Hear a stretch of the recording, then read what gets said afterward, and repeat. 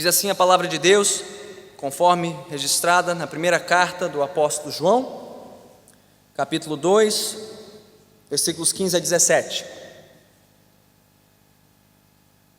Não amem o mundo, nem o que nele há.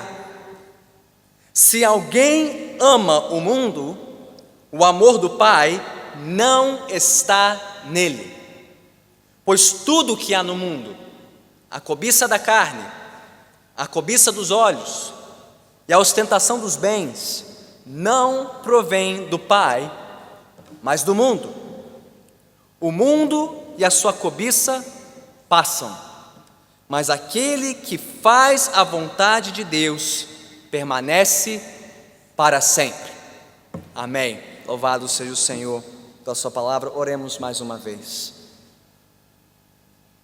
Senhor bendito, como é precioso este tesouro que temos em mãos, a tua santa palavra.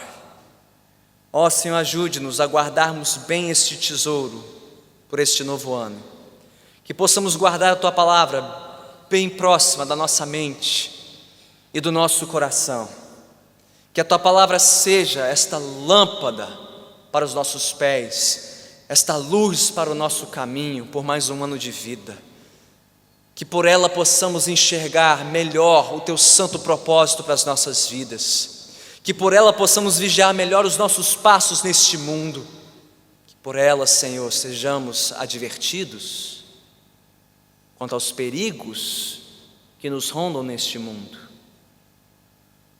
mas que a tua palavra também nos console, nos fortaleça, nos encoraje, Senhor, para não temermos coisa alguma, a não ser a Ti em primeiro lugar. Acima de tudo, Senhor, faz com que a Tua palavra gere vida nova em nossos corações, que por ela possamos viver este ano para o louvor da Tua glória, como servos e servas do Senhor. Nós assim te suplicamos, já te agradecemos por tudo, em nome de Cristo Jesus. Que a igreja diga amém. Amém. Podemos nos assentar.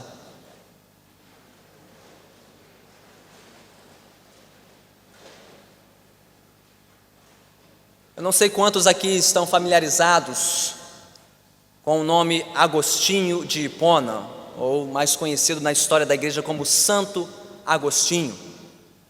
Ele foi um dos principais pastores, pregadores e mestres da palavra de toda a história da igreja. Ele que viveu aí no final, na segunda metade do século IV e no início do século V, um dos maiores defensores do cristianismo na sua época. Mas Agostinho não nasceu assim, e por boa parte da sua vida ele não queria nem saber da igreja, nem tampouco do evangelho. Ele foi filho de um pai descrente e de uma mãe muito crente, muito devota e piedosa. Mônica era o nome dela.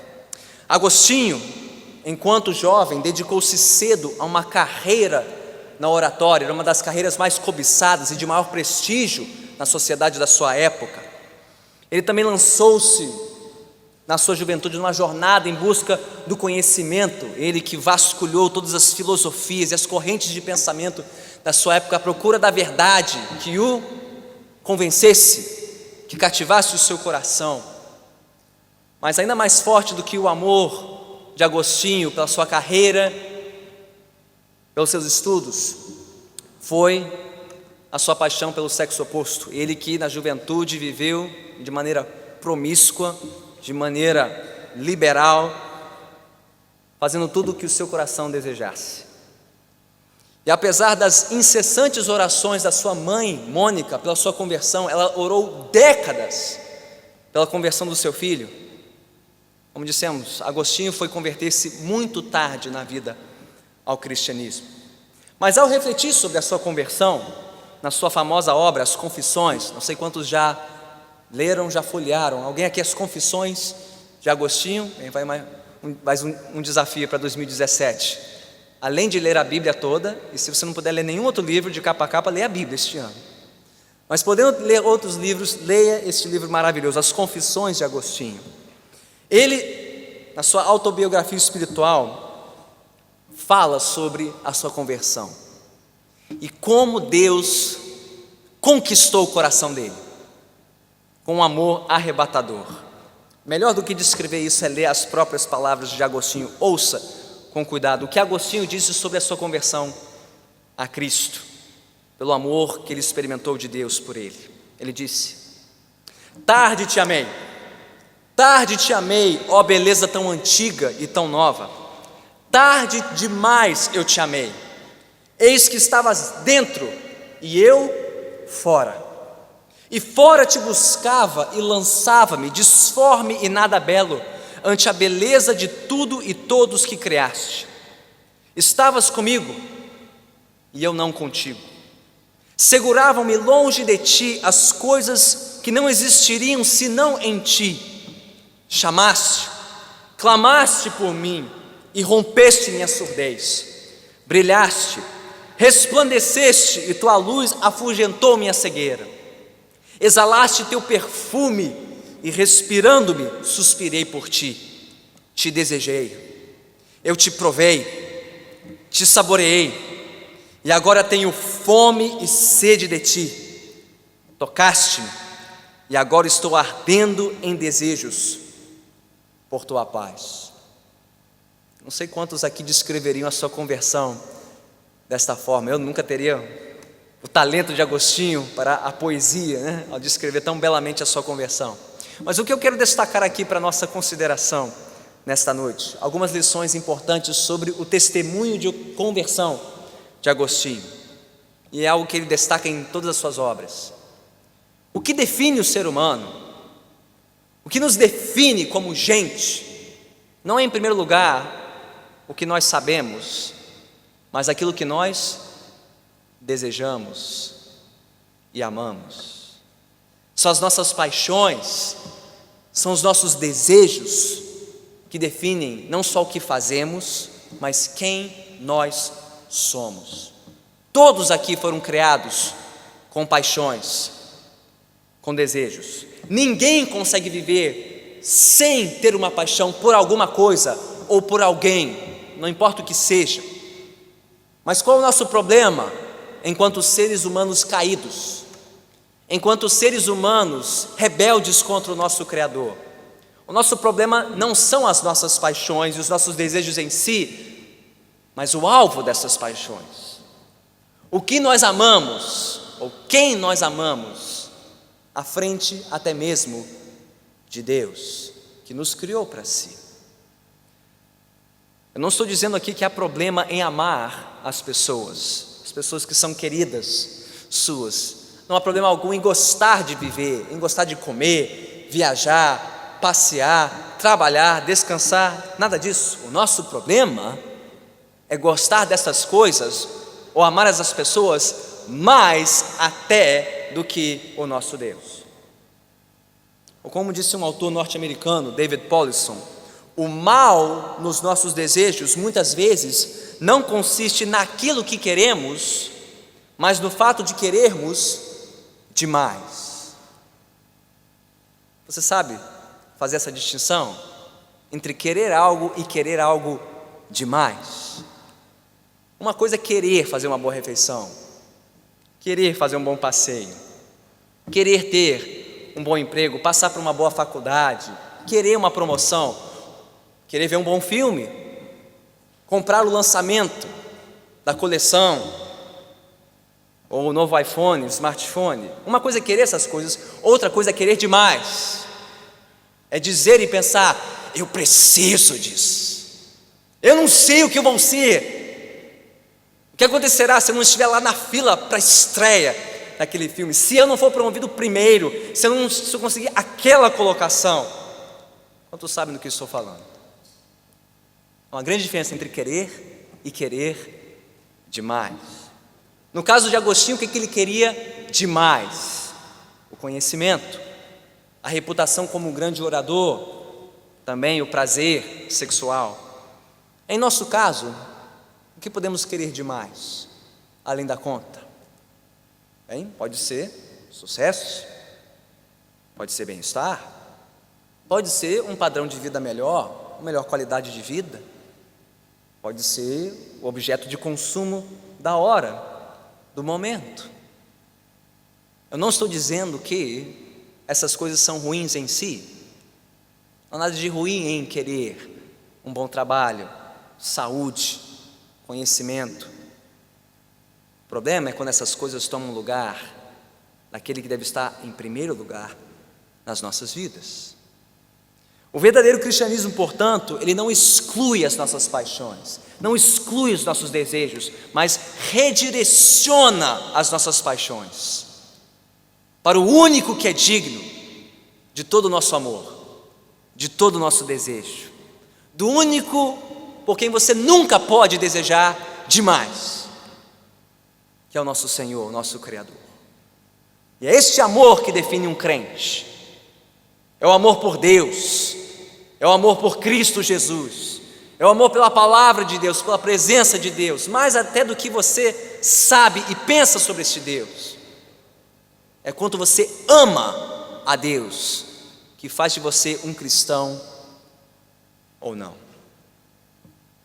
Creio que esta foi uma das grandes lições da vida de Agostinho, a começar pela sua conversão, mas também uma das grandes lições do apóstolo João, que escreveu esta carta que abrimos nesta noite, 1 João, capítulo 2, versículos 15 a 17. Se você fechou a sua Bíblia, abra novamente neste texto, porque ele servirá de base para entendermos melhor esta lição. João, que escreveu sobre o que significa ser um verdadeiro cristão, o que é o verdadeiro cristianismo, sua primeira carta traz para nós diversos testes da verdadeira vida cristã. Um teste sobre a nossa fé, um teste sobre a nossa conduta, mas aqui ele nos fala sobre um teste indispensável para saber se você é um verdadeiro crente ou não, que é o teste do coração. O que você mais ama nesta vida? E aqui nesses 3 versículos, versículos 15, 16 e 17, ele nos dá 3 coisas importantíssimas. Primeiro, uma ordem, no versículo 15. Depois, um fundamento para esta ordem, versículo 16. Em terceiro lugar, uma promessa, versículo 17. Uma ordem, um fundamento e uma promessa. Vamos estudar cada uma dessas coisas na ordem que elas aparecem no texto. Então, começando por 1 João capítulo 2, versículo 15. Ele dá uma ordem, e uma ordem em forma de alerta. Você percebeu o tom aqui dessas palavras de João? Quando você ouve um alerta meteorológico, um alerta de chuvas fortes e torrenciais, bem, você toma certas precauções, sim, quanto a fechar as janelas de casa, levar um guarda-chuva, talvez evitar certos lugares dos trajetos que são alagadiços. Ou quando você ouve falar de um alerta de segurança na cidade, bem, você já procura evitar certos lugares, certos caminhos indo e vindo do trabalho. Ou quando você ouve falar de um alerta de saúde para o verão, né? Raios UV em alta incidência, compre o seu protetor solar. Ou proliferação de mosquitos, não saia de casa sem um repelente. Quando você ouve um alerta, você toma as devidas precauções. Pois bem, João nos traz uma ordem em forma de um alerta. Então ouça o alerta: não amem o mundo, nem o que nele há. Que alerta é esse? Que tipo de alerta é esse que João nos traz aqui? Não amem o mundo, nem o que nele há. Pastor, o que é mundo? O que João entende por mundo? Bem, precisamos definir bem os termos aqui, porque mundo, no vocabulário do apóstolo João, não significa, em primeiro lugar, o universo criado. Quando nós usamos o termo mundo, o mundo físico, o mundo material, nem tampouco é a ordem familiar e social, as coisas do nosso mundo, do nosso dia a dia, família, trabalho. Não é isso que João tem em mente quando ele fala sobre o mundo. Mundo, no vocabulário de João, fala do quê? De uma criação em rebeldia contra o seu Criador.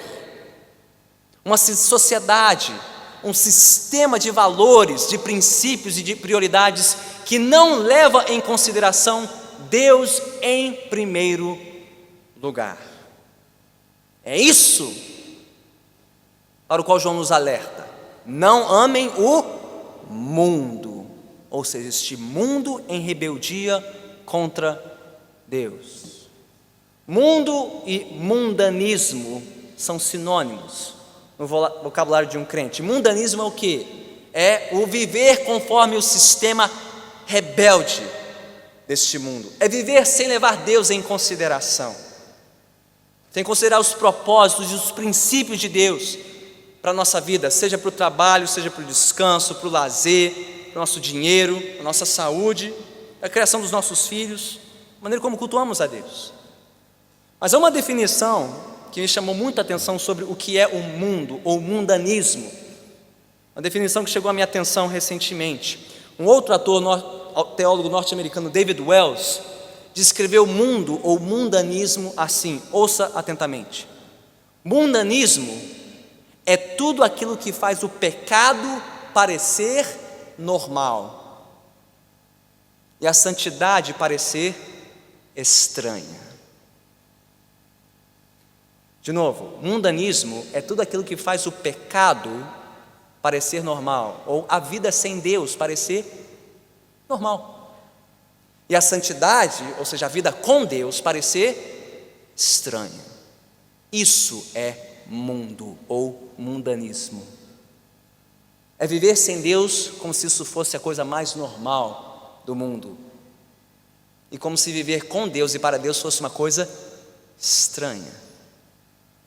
Mundo ou mundanismo, portanto, não se restringe apenas a uma série de elementos externos. E aqui os que são crentes, cristãos, já tem um pouquinho de bagagem, de tempo de casa, tempo de igreja evangélica, talvez já tenham ouvido esses termos, mundo, mundanismo. Isso é uma coisa mundana, usada de uma maneira meio superficial para descrever o quê? Certos tipos de música, certos filmes, certas atividades, certos lugares, certas companhias como sendo mundanas ou pertencentes ao mundo. Bem, essas coisas podem ser instrumentos do mundo. Filmes, certas roupas, certas atividades, certas ocupações, certos prazeres e entretenimentos podem ser mundanos, no sentido de serem canais ou instrumentos do mundo. Mas mundo e mundanismo não é só isso. Não é só uma questão externa, mas é uma questão interna. É qualquer pensamento, é qualquer inclinação, é qualquer prioridade que não leve em consideração Deus em primeiro lugar. O que João nos disse sobre o mundo? Versículo 15: não amem o mundo. O que João não disse? João não disse abandone o mundo, fuja do mundo, vá morar numa caverna, vá morar numa montanha, vá se esconder do mundo. Não, a Bíblia não diz isso. Nós devemos tentar fugir da vida neste mundo.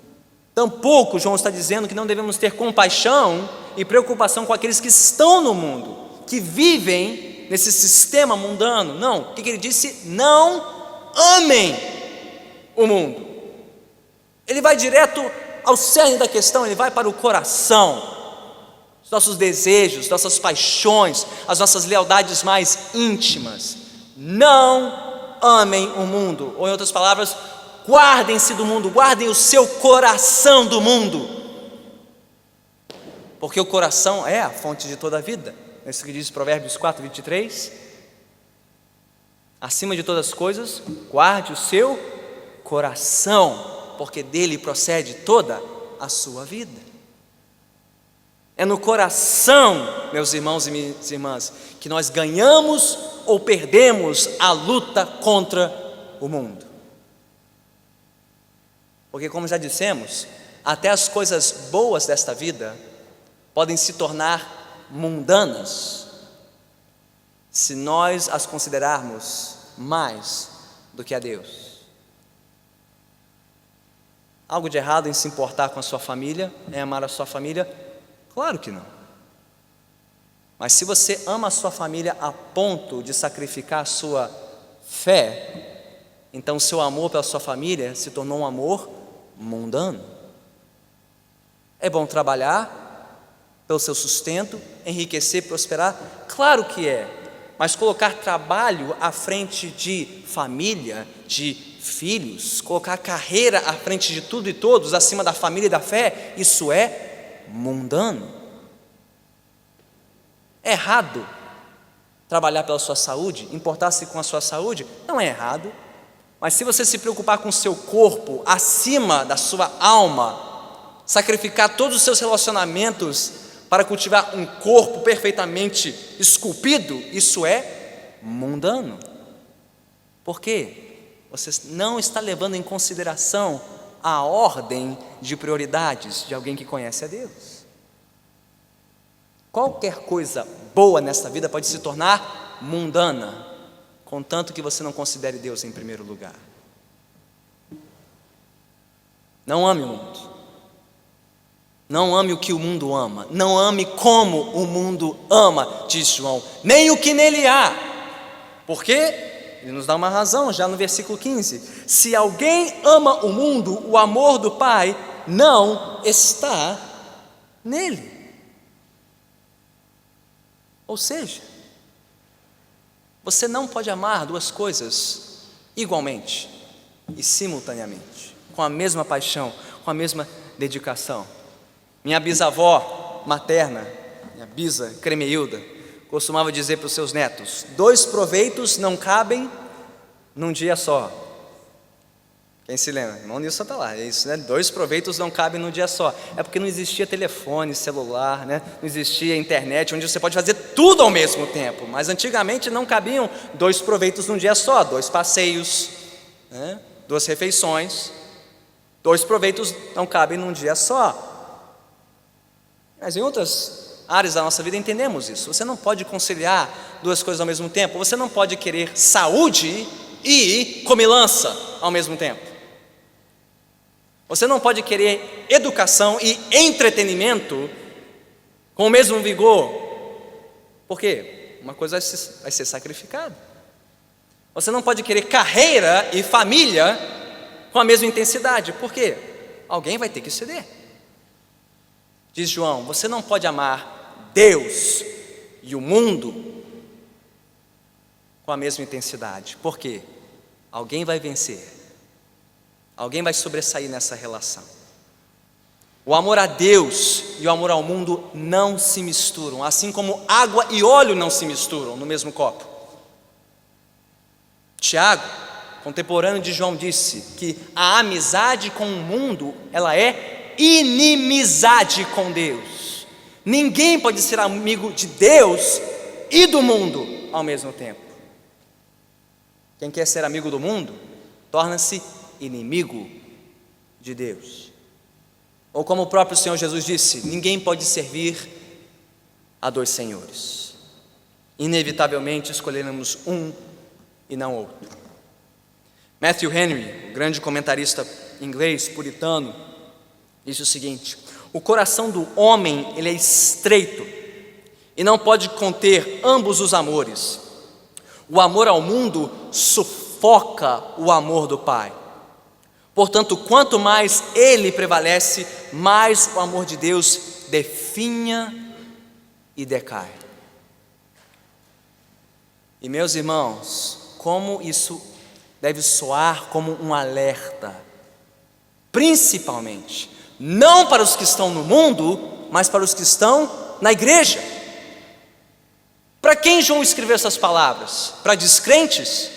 Não, escreveu para crentes, cristãos, pessoas que diziam que amavam a Deus, diziam que conheciam a Deus, mas que corriam o perigo de amar mais ao mundo do que a Deus. E se você olhar para a história da igreja e para o nosso próprio tempo, você perderá a conta de pessoas que, tendo começado bem na igreja, terminaram muito mal fora dela. Começaram dizendo-se enamorados por Deus. Em algum tempo se enamoraram pelo mundo, porque o amor pelo mundo, disse Matthew Henry, sufoca o amor por Deus. Mas esse sufocamento espiritual não acontece de uma hora para outra. É algo sutil. É algo gradual. Começa com alguém que começa a perder a sua alegria em estar na presença de Deus e na casa de Deus. Vem, mas vem por obrigação. Vem, mas vem apenas para marcar o ponto, cumprir um ritual religioso, mas o seu coração já não está mais aqui. Está aqui de corpo presente, mas sua mente e o seu coração estão aonde? No mundo. A chama da sua alegria de servir a Deus vai diminuindo, vai se apagando, até que sobre apenas uma pequena fumaça de uma chama que antes ardeu fortemente. Ir à igreja, estar com o povo de Deus, estudar a palavra se torna algo enfadonho, chato. Passa-se o culto só olhando para o relógio. Quando é que isso vai terminar para que eu possa ir para aquilo que realmente importa na minha vida? Até que em algum tempo as coisas de Deus, o reino de Deus se torna algo cinzento, sem graça, e o mundo se torna colorido e atraente. Quantos aqui conhecem pessoas assim? Quantos aqui conhecem o que eu acabei de descrever?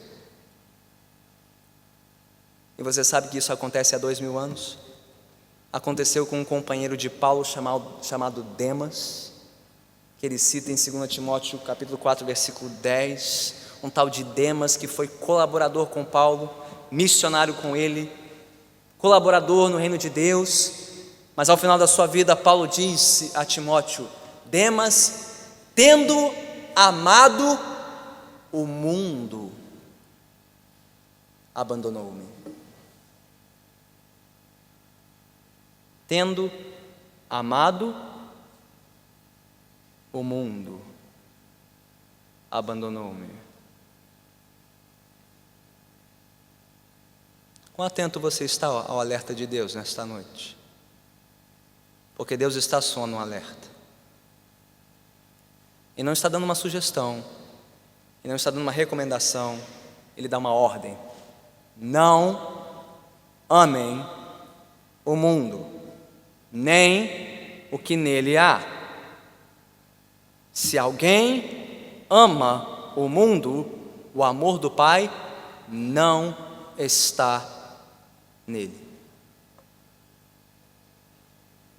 Meus irmãos e minhas irmãs, o mundo é um lugar muito sedutor. Não vamos fingir que o mundo não é sedutor. Ele é encantador.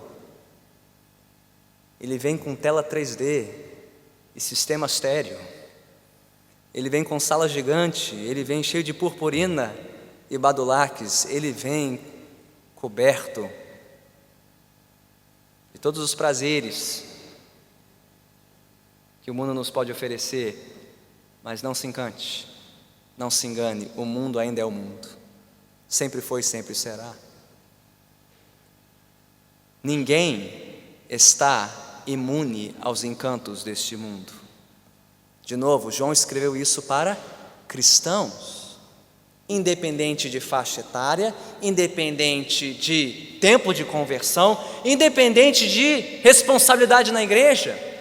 O alerta de Deus aqui nas palavras de João é para todos aqui, pastores e ovelhas, jovens e anciãos, recém-convertidos e gente nessa jornada talvez há décadas. É a mesma ordem, é o mesmo alerta: não amem o mundo,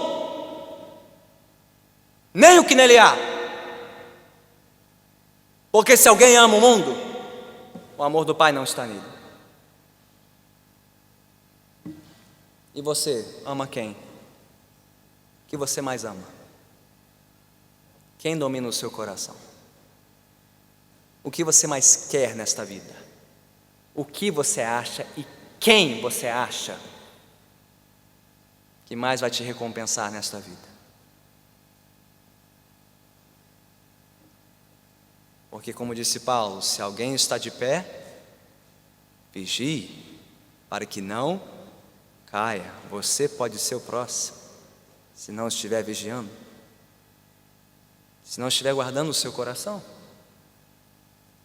Porque quando o mundo começar a parecer para você um lugar normal, e as coisas deste mundo passarem a parecer coisas normais para você, sua avareza, sua ganância, sua imodéstia, sua sexualidade confusa e permissiva, seu consumo excessivo, seu carreirismo, seu materialismo, seu pluralismo religioso, seu relativismo moral, nada a ver, pastor. Coisa mais normal do mundo. Se o mundo parece normal aos seus olhos, cuidado. O seu coração já pode estar amando mais o mundo do que o Pai. Porque quando o mundo parece normal aos seus olhos, é porque você já o ama mais que a Deus.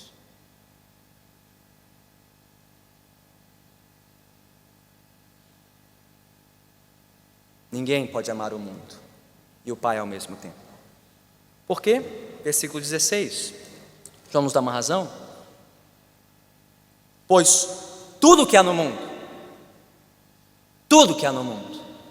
a cobiça da carne, a cobiça dos olhos e a ostentação dos bens, não provém do Pai, mas do mundo.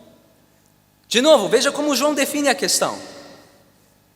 Ele não define mundo e mundanismo com coisas em primeiro lugar, ou atividades, mas com desejos, coisas que partem do coração. Ele usa a palavra cobiça 2 vezes e a palavra ostentação também. E o que João quer dizer com essas 2 palavras? A palavra cobiça fala de um desejo desenfreado ou descontrolado. De novo, o problema não é o desejo em si, mas o desejo desenfreado. É a diferença entre um rio volumoso que respeita as suas margens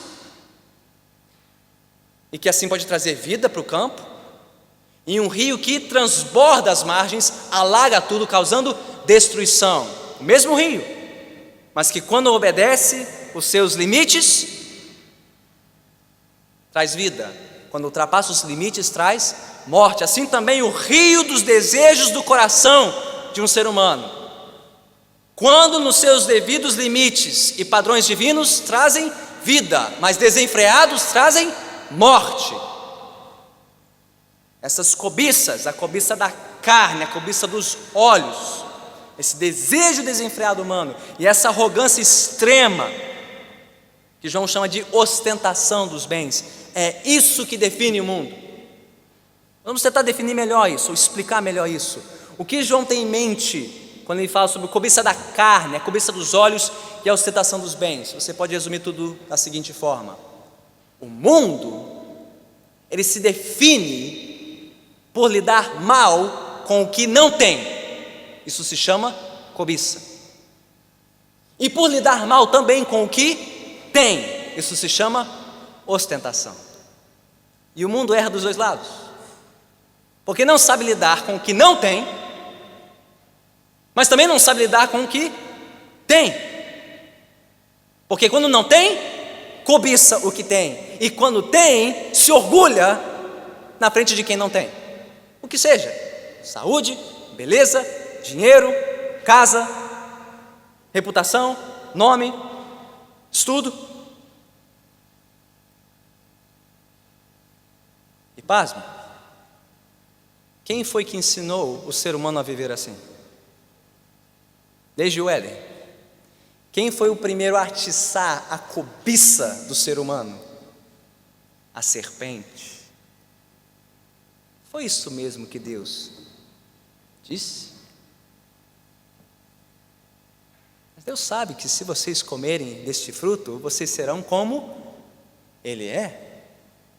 Satanás, a serpente, foi o primeiro a cobiçar, atiçar o ser humano para querer o que ele não tinha e que não deveria ter, ser igual a Deus, para então ostentar o ser igual a Deus. Agora, eu não quero ver o capeta e o diabo por trás de cada comercial, e eu não quero demonizar quem se formou em propaganda e marketing. Eu vou ter muito cuidado agora com o que eu vou dizer. Mas olhe atentamente para cada comercial na televisão, ou anúncio na internet, ou outdoor, e veja se não é mais ou menos isso que o mundo faz conosco. Nós temos o que você não tem. Você só será alguém quando tiver o que nós temos. Então faça de tudo que for necessário para ter o que nós temos, para que você seja alguém. Sim ou não? O que for, pasta de dente, carro, o imóvel, o celular. Você não tem ainda. Eu tenho. Olha como sou feliz. Olha como somos felizes, bonitos, charmosos, plenos. E você aí com seu telefone miserável de 2016, que já não é nem mais o do ano. Mas quando você fizer o que for necessário e comprometer a renda que for, outra hora que for, para ter o que nós temos, aí você será alguém como nós. Cobiçar o que nós não temos, ostentar aquilo que nós consumimos, pago com dinheiro que a gente não tem, mas que Visa e Mastercard fizeram questão de nos oferecer para que tivéssemos. E se você não tem Visa e Mastercard, você também não é alguém, mas será alguém quando tiver um desses. E veja como o mundo vai nos enredando nesse moinho de cobiça e ostentação, desejo desenfreado, desejo pelo que não convém, desejo pelo que não temos, insatisfação com tudo. Meu corpo, meu sorriso, minha casa, meu carro, meu celular, minha alimentação, para que eu me endivide e me gaste trabalhando por aquilo que nunca vai me satisfazer. Isso é o mundo, e tudo que nele há: cobiça da carne, cobiça dos olhos, a ostentação dos bens. O que disse João sobre o mundo? Tudo que há no mundo, cobiça da carne, cobiça dos olhos, ostentação dos bens, não provém do Pai. Isso não vem de Deus. Vem de onde? Vem do mundo, que quer se satisfazer longe de Deus, que quer se preencher sem Deus.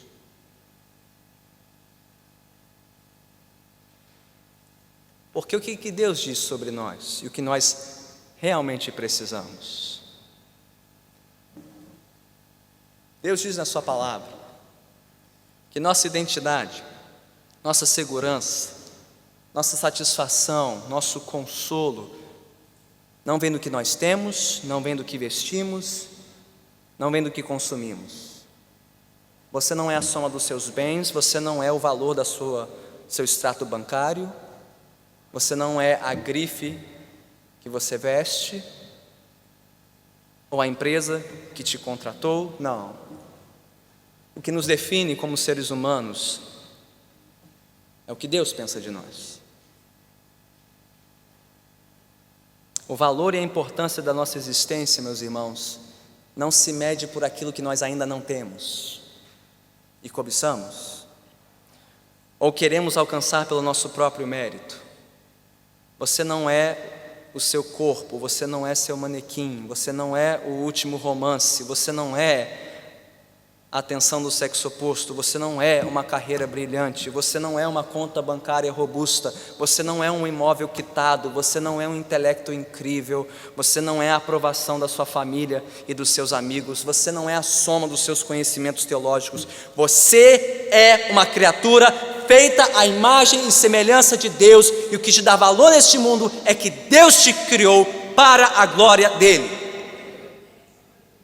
e o resto é resto. E você nunca encontrará o que você está procurando longe de Deus, sem Deus neste mundo. Porque o que nos define não é só o fato de que Deus nos criou, mas Deus nos amou em Cristo. E este amor nós já alcançamos e já recebemos por graça e não por mérito. Veja como o evangelho do mundo é um evangelho maligno. Seja alguém, pela força do seu trabalho, do seu investimento, seu intelecto, sua força, seja alguém, conquiste seu espaço, faça o seu nome, seja você, para terminar a vida e descobrir que você é ninguém, você é nada, você é mais um que passou para ser esquecido na história. O que me define é o fato de que eu fui criado por Deus para a glória dele, eu fui salvo pela graça de Deus e não há nada que possa mudar isso. Eu sou um filho adotado pela livre graça do Senhor em Cristo Jesus. Eu recebi este amor de graça e não há nada que eu possa fazer para merecer isso, como marido, pai, pastor, cidadão, nada. E viver contrário a isso é viver como o mundo vive, porque tudo que há no mundo, a cobiça da carne, a cobiça dos olhos, a ostentação dos bens, isso não vem do Pai, isso vem do mundo. Então, deixe-me perguntar de novo: o que você mais ama? O que cativa o seu coração? O que te define como pessoa? O que você mais valoriza neste mundo? O que mais pesa na sua vida? Hein? Como você gasta a sua vida? Onde você gasta a maior parte do seu tempo? É na internet? É à procura de um prazer, de um romance, de um número de curtidas, de um número de seguidores? É isso que te encanta? É isso que te faz? Onde você gasta o seu dinheiro? É no seu lazer? É no seu vestuário? É na sua saúde? É no seu patrimônio? É isso que te define? O que mais cativa a sua imaginação? Com o que você sonha? E o que te faz acordar cedo de manhã? Qual o seu primeiro e último pensamento no dia? É o trabalho? É aquela casa própria? É aquele padrão de vida? É isso que te define? O que te mais faz sentir alegria e pavor nesta vida? O que mais mexe com o seu emocional? Então, onde está o seu coração? Está no mundo ou no Pai?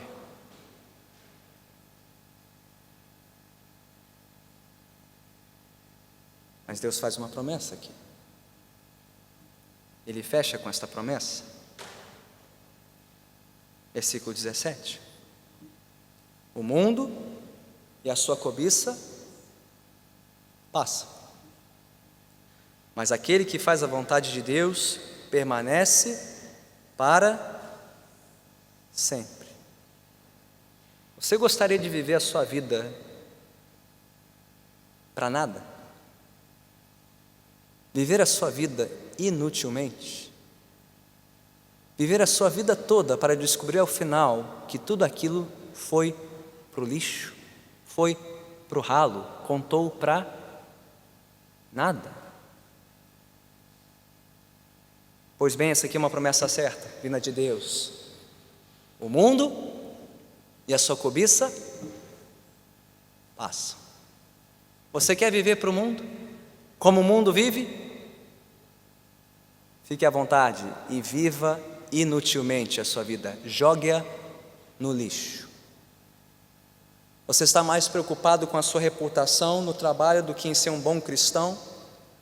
Você está fazendo de tudo para ocultar a sua fé a fim de avançar na sua carreira? Vá em frente e descubra que isso passa. Você está vivendo a sua vida em busca de reconhecimento da sua família e dos seus amigos? Vá em frente, descubra no final da vida que isso passa. Você está vivendo querendo dar o melhor para os seus filhos, se matando de trabalhar para ganhar mais dinheiro, para dar o melhor e descobrir no final que o melhor que eles precisavam não era de dinheiro, era de pai e mãe presente? Vá, porque isso passa. Passa. O mundo e a sua cobiça passam. Passam tal qual todos os feitos do rei Salomão, que não freou o seu coração, que deu vazão a todos os seus desejos, fosse para o prazer sexual, fosse para a construção de grandes monumentos em honra própria, fosse para o acúmulo de conhecimento. E o que ele disse nas suas confissões em Eclesiastes? Vaidade, vaidade, tudo é vaidade e correr atrás do vento. Existe uma vida e um amor neste mundo que passam, dão em nada, dão numa rua sem saída, num beco escuro, frio e solitário. Mas aquele que faz a vontade de Deus, e somente aquele que faz a vontade de Deus, e somente aquele que vive para Deus neste mundo, permanece para sempre. Esta é uma promessa certa. Você quer uma certeza para 2017? Você quer um prognóstico para este ano? Eu não tenho prognósticos para Brasília, eu não tenho prognósticos para o Brasil, eu não tenho prognósticos nem para a política, nem para a economia. Eu tenho uma promessa vinda da palavra de Deus. Viva para este mundo e a sua vida passa. Faça a vontade de Deus e a sua vida permanecerá para sempre. É isso que você quer? Não é isso que você deseja? Algo que permaneça e não passe com o vento?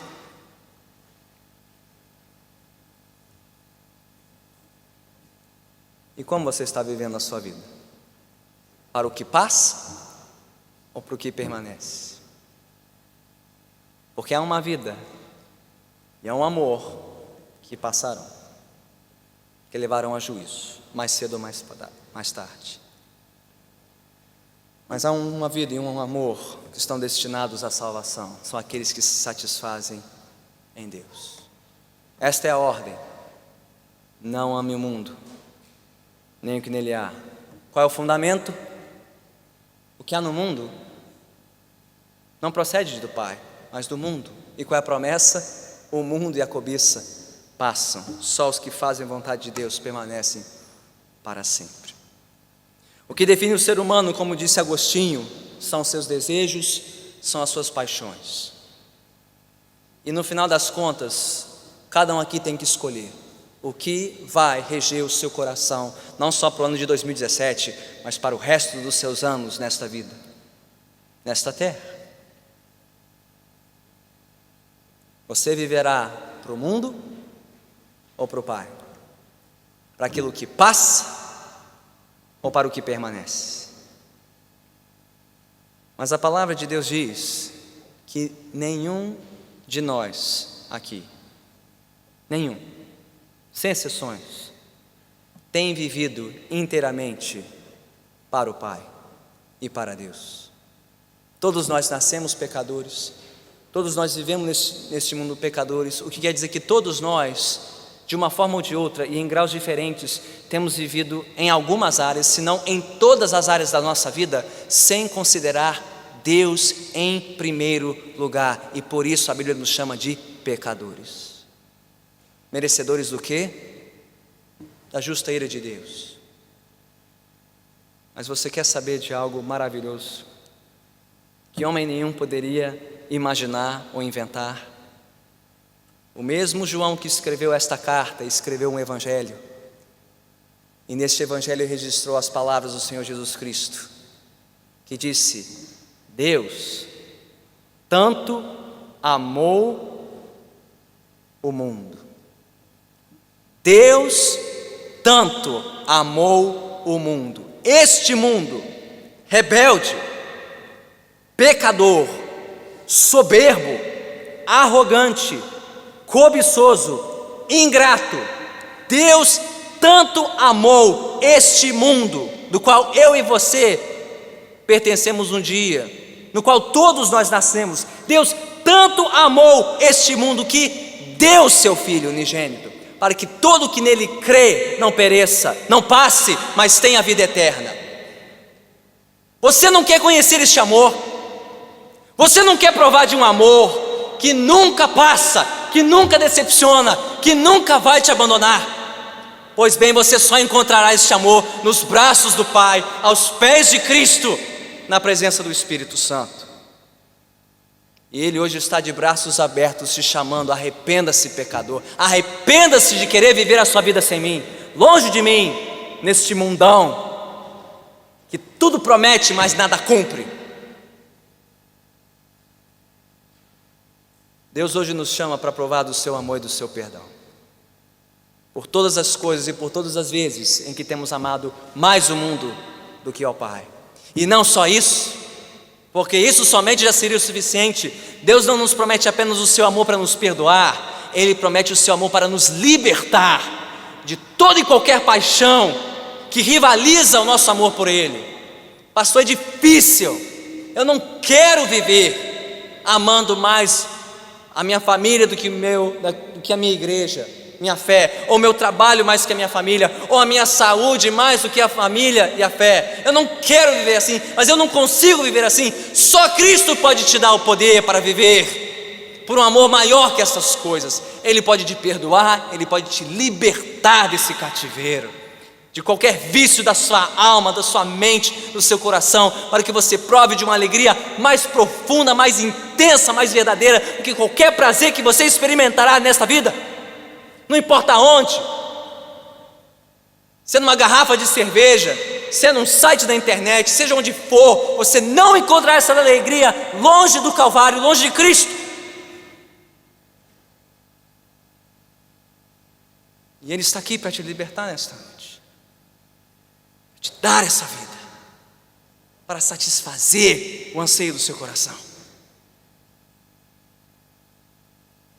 É que você não viva mais para o mundo, para o que passa, que leva à morte e morte eterna, para que você faça a vontade de Deus e permaneça nela, para a glória de Cristo Jesus.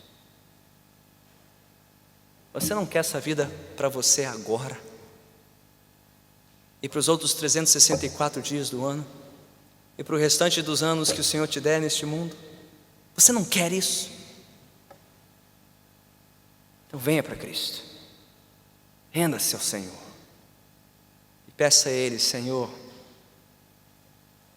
dá-me deste amor, toma meu coração para Ti, toma meu coração para Ti. Vamos orar.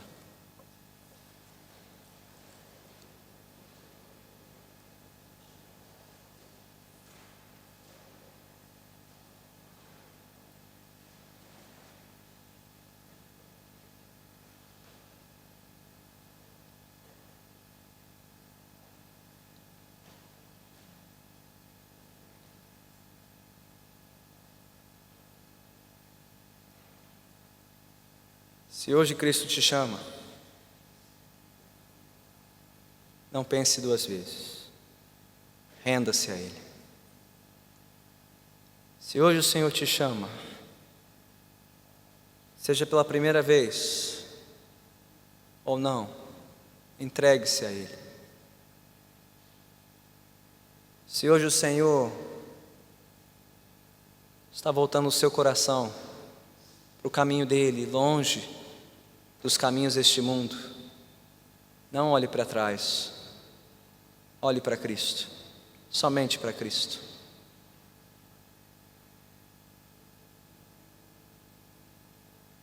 Entregue o seu coração a Ele, peça a Ele: Senhor,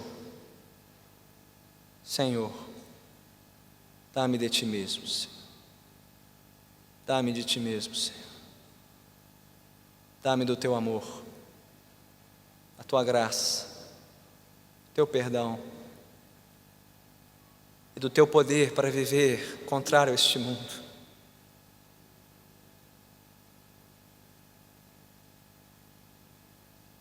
Ó Pai, como é grande o Teu amor por nós, mesmo não merecendo um pingo sequer do Teu amor,